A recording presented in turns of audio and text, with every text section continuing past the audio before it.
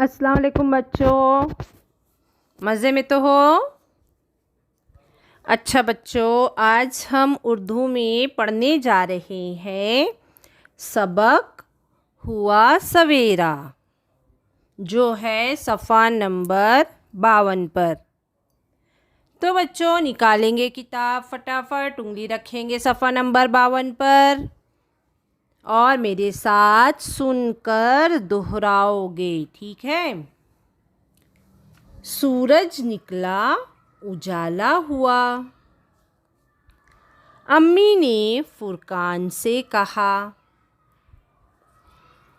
बेटा जागो, तुमको स्कूल जाना है।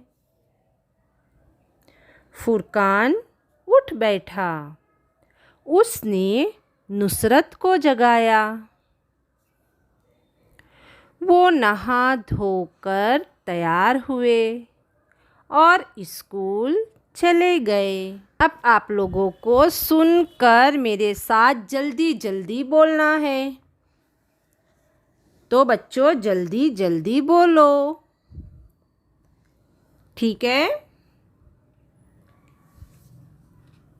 बुल दुल, कुल गुल, हुल दुम तुम, सुम गुम।